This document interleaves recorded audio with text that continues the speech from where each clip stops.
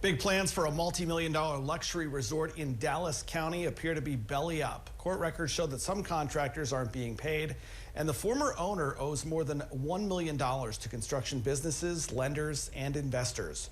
On your side's Ashley Reynolds investigates what went wrong.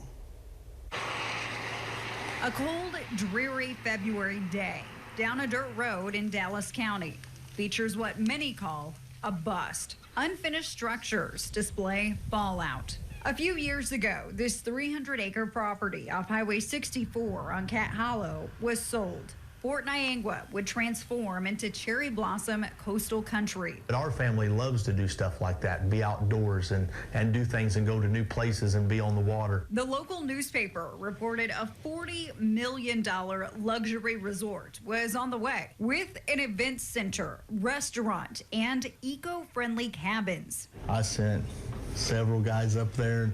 I mean, we just flooded the job. At first, contractors were excited to lift a hammer. A six-figure job, plus perks. When this is all said and done, y'all are going to have memberships and you'll be able to come and stay, and we're going to give you discounts and your families can come. That's Ricky Swearingen with Rick's Heating and Air and Aaron Ehrlich with the Gutter Experts. Swearingen and his crew install the HVAC and build the resort $101,250. About $52,000, I think, is about what I'm owed. Ehrlich remodeled cabins for more than $250,000. Here's the resort's account balance: $100,500. Anytime you do that, it's a snowball effect because those supplies don't get paid. You've got to pick that money up somewhere else. Do you pull it out of a line of credit? Do you ask your suppliers to ride that out for a little while where they're going to charge you interest? I've paid $15,000 in late fees just trying to catch up from the materials. Both say when they threaten to quit working,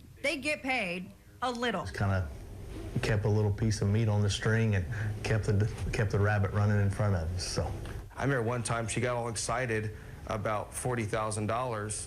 Well, $30,000 of that was to pay me back for the materials that I bought. He's talking about this woman, Shara Smith. Smith owned and operated the resort. Phase one was like pulling teeth, and so we walked off the job site July 15th. That was in 2022. They're just two of the several who say they're owed thousands. On Your Side did some digging and found 7 mechanics liens on the property. These are contractors who want to make sure they are paid first, just in case the property is liquidated. Everybody's attorney said, take whatever you can get because they're probably not going to pay you. Court records show a plumbing company is trying to collect more than $86,000. A sign business is seeking more than $33,000. This insulation company got paid and released the lien of $26,000. This excavation service filed a lawsuit against the resort and won. A judge ordered Cherry Blossom to pay more than $316,000. Lenders are going after the resort too. Stockman's Bank won a judgment for $123,000.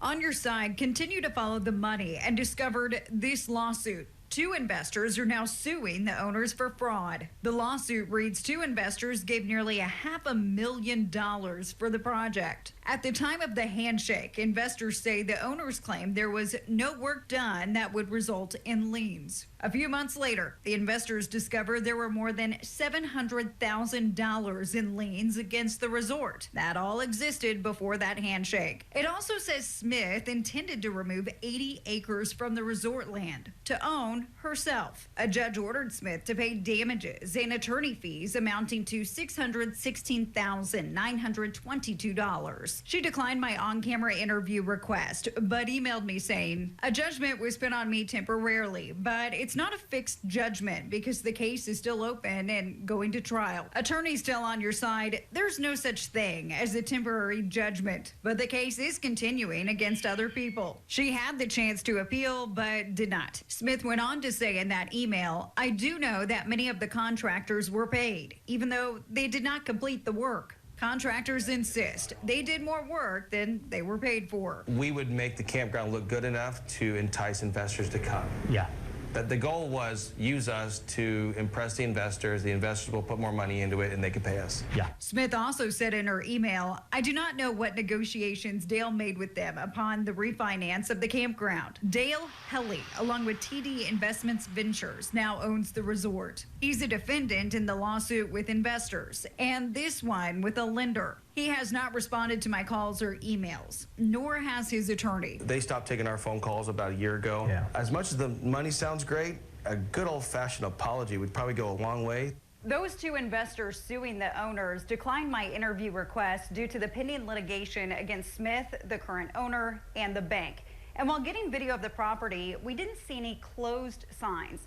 When I called the resort, I was asked if I'd like to make a reservation.